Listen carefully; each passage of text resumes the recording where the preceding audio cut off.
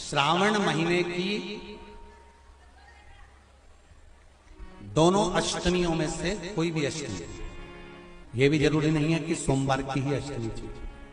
श्रावण महीने की दोनों अष्टमियों में से कोई भी अष्टमी को बेर के पत्ते पर लाल चंदन, बेलपत्री के पत्ते पर पीला चंदन, शमी के पत्र पर केवल कोई चंदन लगाने की जरूरत नहीं, सादा केवल एकदम कुछ भी उसमें लगाकर नहीं, सिंपल।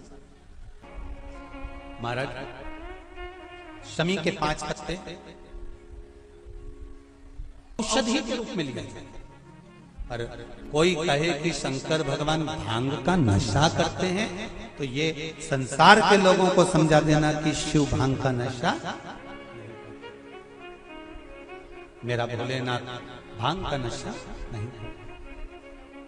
2 बार पशुपति व्रत कर लिए, आपने ये कर लिया, आपने प्रदोष कर लिया, आपने सोमवार कर लिया, आपने सारे अनुष्ठान कर लिए, बहुत सारे उपाय भी करे, तो गुरुवार के दिन अगर शिव जी के मंदिर में पानी चढ़ाया जाए, जल चढ़ाया जाए, तो घर में विद्वत्ता का अनुभव होता है। महाराज शादी नहीं हो रही है, बहुत समय से लगन देख रहे हो, शादी नहीं हो रही, बहुत समय से परेशान हो गए कि विवाह ही नहीं हो रहा, हम तो टेंशन में पड़ गए, लड़की 28 साल 30 साल का लड़का हो गया, विवाह नहीं हो रहा, कुछ मत करो।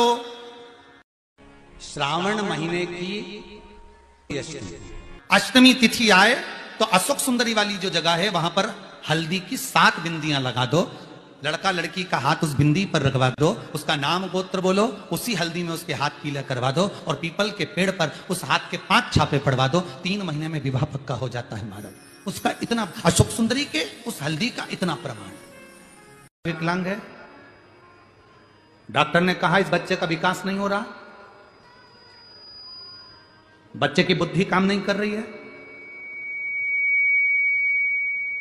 बच्चे का शरीर काम नहीं कर रहा है, कहीं हाथ कहीं पैर में कहीं तकलीफ हो रही है, बच्चे का विकास नहीं हो रहा, 4 साल का हो गया, 5 साल का हो गया, 6 साल का हो गया, बुद्धि काम, तो उस जगह पर भी आप बच्चे से कहोगे ना बेटा शिव जी को जल चढ़ाने जा रहे हो ना, तो ये जो 2 चरण है ना जहां से पानी बहता है वहां स्पर्श कर आया करो और पानी पिया करो चढ़ाने के बाद। आप 15 दिन 20 दिन उस बच्चे से करवा कर देखो, कितना भी माइंड से हम यहां तक कहेंगे, जिस बच्चे की कोई शरीर में विकास नहीं और बच्चा कहीं पड़ा रहता है, मुंह में से राल टपकती रहती है, उस बच्चे के लिए भी अगर ये प्रयोग करोगे तो 2 से 3 महीने में वो बच्चा अपने आप धीरे धीरे शरीर का विकास होना प्रारंभ हो जाएगा। हर महीने आता, जब आपके हृदय में कभी कोई बात आ जाए कि बाबा आज मेरा मन ये कह रहा है और आपको सुनना है बाबा, आपको स्वीकारना है बाबा, आपको मेरे मन की बात जानना है बाबा, बस हाथ में चंदन लगाया, बेलपत्री का भाग इस तरह से पकड़कर शिव जी से अपने हृदय की बात कहकर, मेरे देवादिदेव महादेव से दिल से कहकर, अशोक सुंदरी वाली जो जगह होती है, आपको बताया है अशोक सुंदरी का जो स्थान होता है, ये शिवलिंग या अशोक सुंदरी की जगह, इस बेलपत्र को अशोक सुंदरी वाली जगह पर जहाँ शिवलिंग है, शिवलिंग की साइड पर पहले नंबर की पत्ती का मुख होना चाहिए, बस उसको रख दीजिए और उस पर थोड़ी देर हाथ रखकर अपने हृदय की बात मेरे महादेव को दिल से कहकर आ जाइए कि अष्टमी या अगला प्रदोष या अगली शिवरात्रि जब आती है, मेरा महादेव आपकी मनोकामना का भाव पूर्ण करता है। जी का मंदिर तुम जा रहे हो, शिव जी पे जल चढ़ाने के लिए जा रहे हो, तो निवेदन है बीच में तुम्हारी मौसी, काकी, मामा, फूफा, सहेली, रिश्तेदार का नातेदार, बेस्ट फ्रेंड किसी का भी घर पड़ जाए, शंकर के मंदिर जाते समय और शंकर के मंदिर से वापस घर आते समय किसी के दरवाजे पर मत रुको, सीधे अपने घर पर ही रुको। भगवान विष्णु ने जाते हुए शिव बाबा को देखा, शंकर भगवान से, भगवान नारायण ने कहा आप कुछ कहेंगे नहीं? भगवान शंकर कहते हैं नारायण चिंता मत करो, ये बद्रिकाश्रम में जो आएगा चने की दाल चढ़ा कर जाएगा, चने की दाल को मंदिर के पीछे बैठकर ओम नमः शिवाय बोलकर जो नारायण को समर्पित करेगा, उसके मनवांचित फल को मैं 3 महीने में पूरा कर दूंगा, उसके मन की कामना को मैं 3 माह में पूर्ण कर दूंगा। आज भी नियम है, चने की दाल को लेकर जाते हैं, बद्रिकाश्रम के मंदिर के पीछे बैठकर चने की दाल को लेकर ओम नमः शिवाय का जाप करते हैं, 7 बार ओम नमः शिवाय बोलकर चने की दाल वापस घूमकर भगवान विष्णु को समर्पित करी जाती है, तो 3 महीने में मनोकामना पूरी हो जाती है। उस चने की दाल का इतना श्रावण महीने में 5 स्थान ऐसे हैं जहाँ का दर्शन आपके जीवन को एक आनंद प्रदान करता है।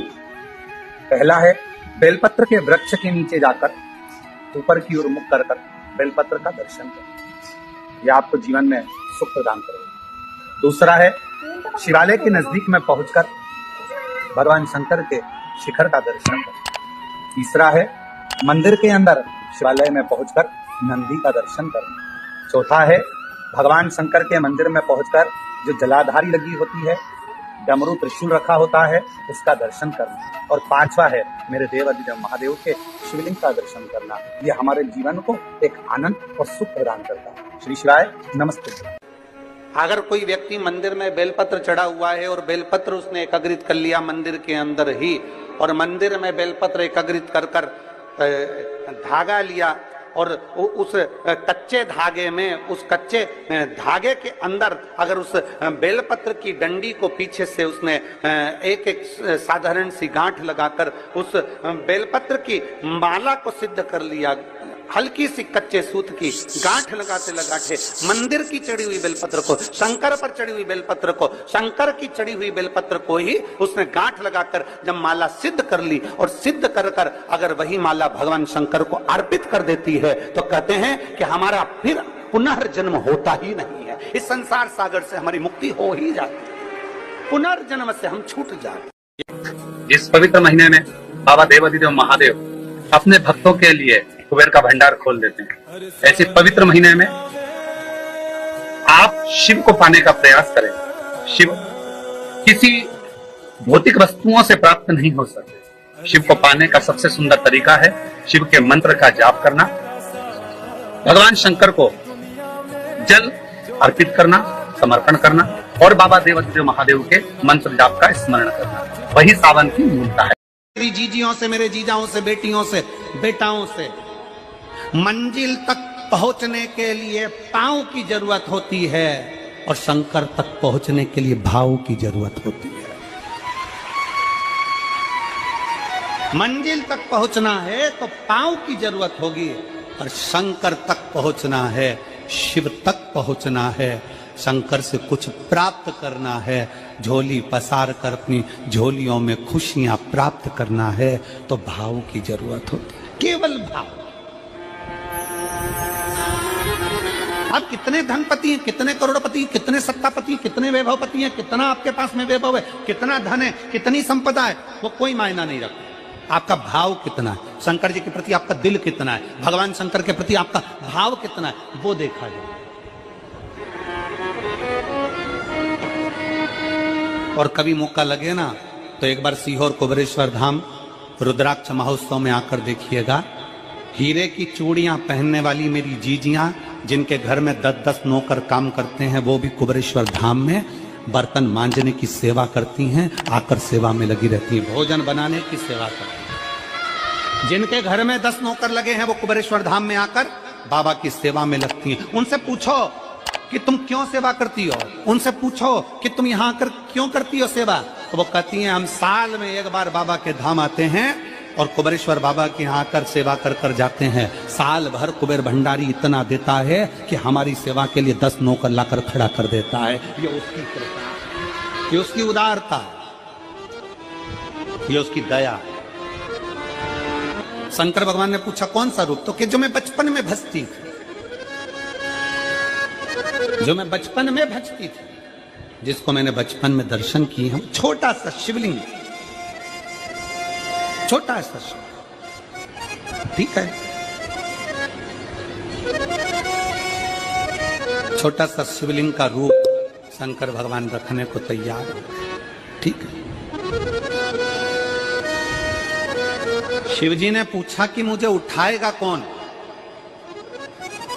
पार्वती जी मुस्कुरा कर कहती हैं, सुनो भोलेनाथ, आप अगर अपने असली स्वरूप में बैठते हो ना, तो दुनिया का कोई तुम्हें तिल भर नहीं हिला सकता, पर जब तुम छोटे से शिवलिंग के स्वरूप में हो जाते हो, तो कोई बच्चा भी तुम्हें गोदी में ले लेता है, क्योंकि वो आपको भोला मानता है, वो आपको भोला मानता है, वो आपको भोला समझता है, सरल सहज।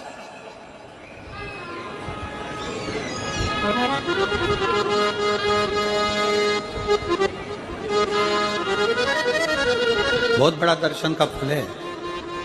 शंकर भगवान की मूर्ति से दर्शन करने से ज्यादा बड़ा दर्शन का फल है शिवलिंग का दर्शन करना। स्वप्न में शंकर भगवान की मूर्ति को देखना, जटाजूट बांधे हुए शंकर जी को देखने से बड़ा फल है शंकर के शिवलिंग का स्वप्न में दर्शन करना। अगर सपने में किसी को शंकर का शिवलिंग दिखता है, सपने में कोई अपने घर से पानी चढ़ाने शंकर को जा रहा है, मैं लोटा भर के जल चढ़ा रही हूं, सपने में दिख रहा। और कई कई ऐसे भी होते हैं जिनको सपने में दिखने की जगह वो सपने में चल भी देती है।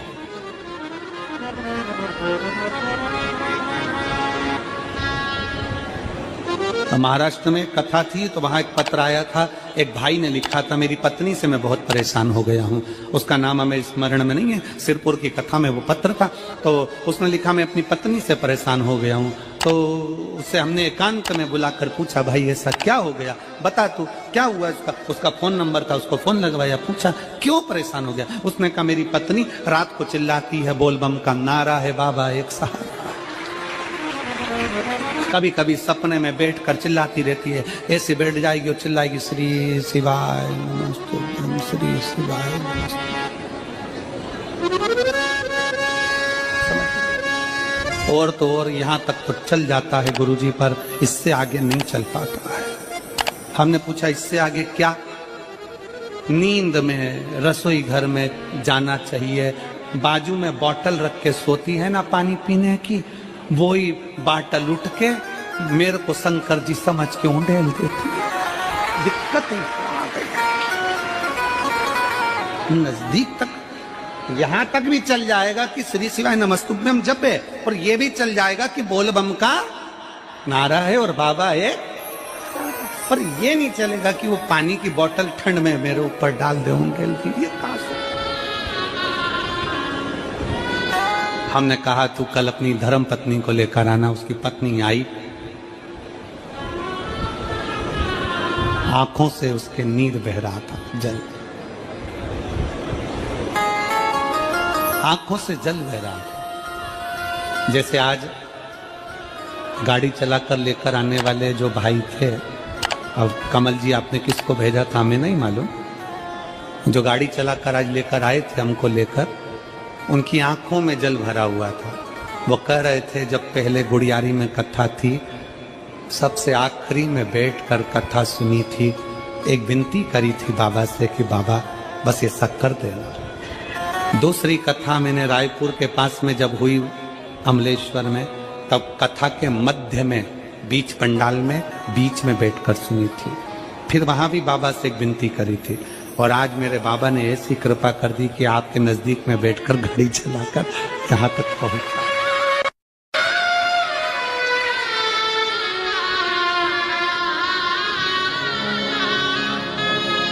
शिव कृपा। गाड़ी चलाते चलाते उनकी आंख में जल था, तो हमने उस दीदी से पूछा, जी तुम रो क्यों रही हो, ये बताओ, रोने का कारण क्या है।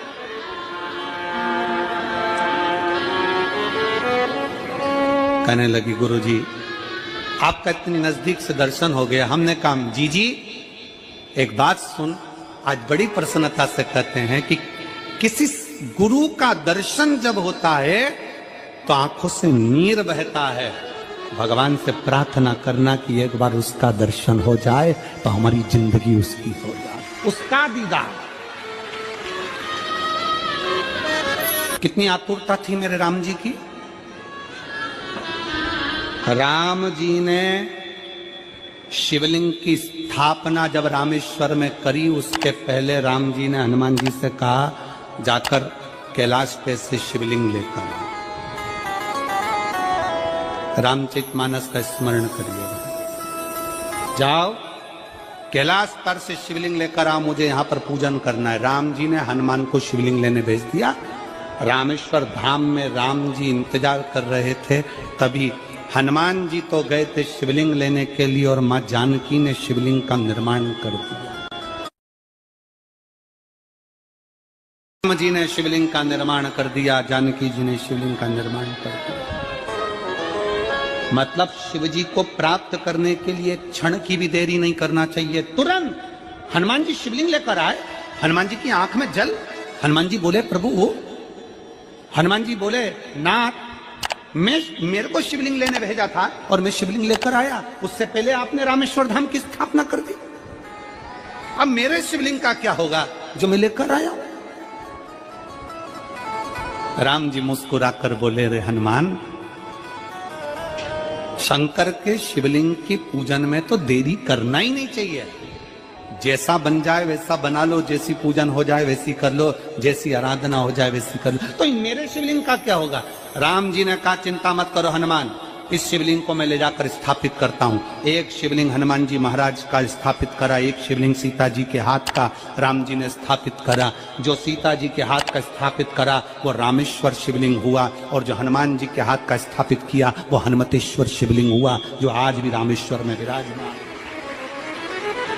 भगवान राम जी ने कहा, सुनो हनुमान, जो रामेश्वर का दर्शन करने के लिए आएगा, रामेश्वर बाबा पर जल चढ़ाएगा, गंगोत्री से जल लेकर यहां पहुंचेगा, और गंगा जल जब वो रामेश्वर भगवान को चढ़ाएगा, रामेश्वर भगवान को चढ़ाया हुआ बड़े भाव से थोड़ा सा जल जब तक वो हनुमतेश्वर को नहीं चढ़ाएगा, तब तक उसके 12 ज्योतिर्लिंग की यात्रा पूर्ण नहीं होगी।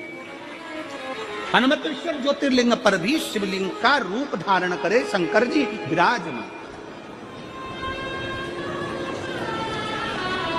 भगवान के स्वरूप से बड़ा शिवलिंग, और जितना पूजन का मौका मिल जाए, कोई कह दे ना, हमसे कोई कह दे किसी के यहाँ जाओ और कोई कह दे कि गुरुजी हमारे घर के मंदिर का दर्शन करिए, सबसे बड़ी खुशी हमारे जीवन की।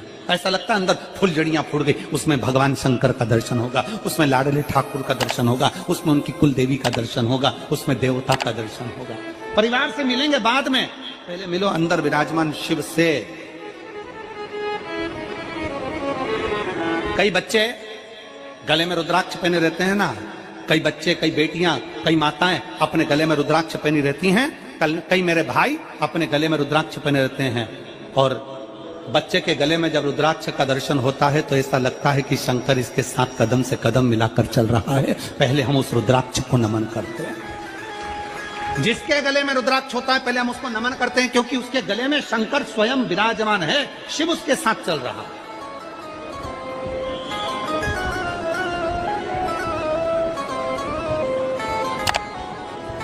शिव उसकी साक्षी दे रहा है।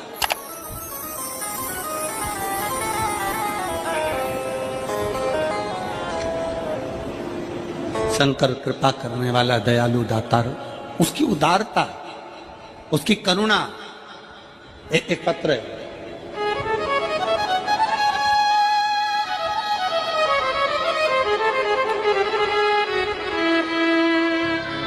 मेरा नाम जानकी देवी, पति श्री बुद्धराम, शिव के अधीन होकर, शिव के अधीन, शिव की शरणागति ग्रहण करकर, शंकर की हम शिव के अधीन होकर, क्या देगा शिव, क्या प्रदान करेंगे भगवान शंकर?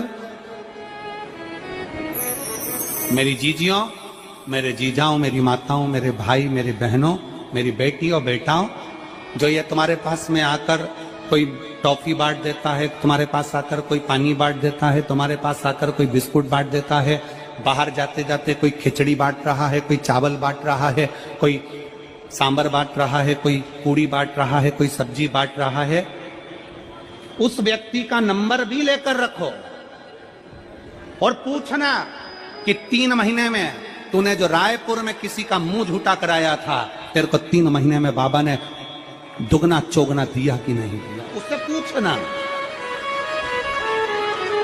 कि उसने प्रदान किया कि नहीं किया। वो शिव है,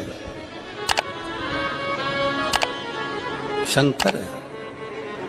अपना रूप बदल लीजिए, शंकर भगवान अपना रूप बदल लो।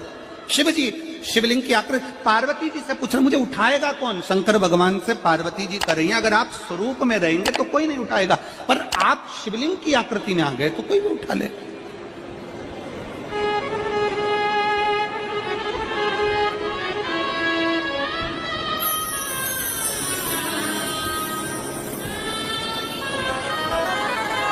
अपने बाप के घर, अपने पिता के घर, अपने पिता के घर, अपने बाबुल के घर, अपने पिता के घर, अपने बाप के घर जब भी जाते हैं एक दिल लेकर, एक भाव लेकर जाते हैं।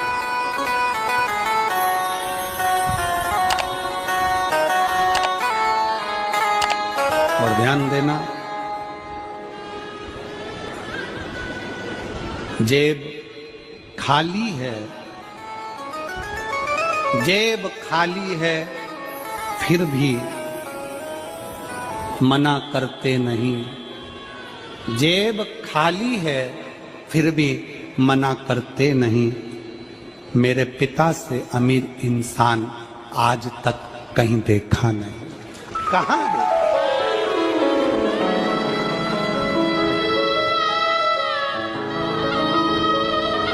में पानी है, वह धीरे धीरे डॉक्टर बोल रहा है सूख जाएगा, अब डरने का विषय नहीं। शिव तत्व शंकर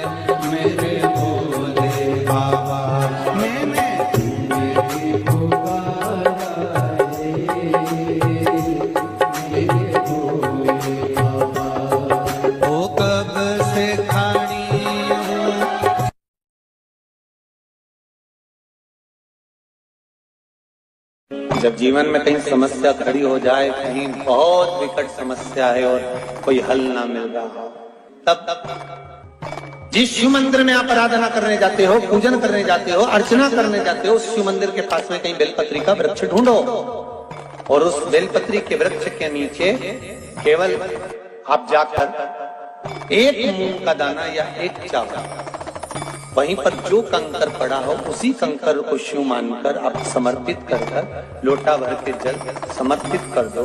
आपको ये नहीं कि माला पकड़ के बैठना है, आपको ये नहीं कि मंत्र का जाप करना है, आपको ये नहीं है कि आप कोई मंदिर में जाकर बैठ जाओ। आपने जल चढ़ा दिया, शिव से डायरेक्ट जाकर कर दिया कि मेरी ये समस्या बड़ी विकट है, उसको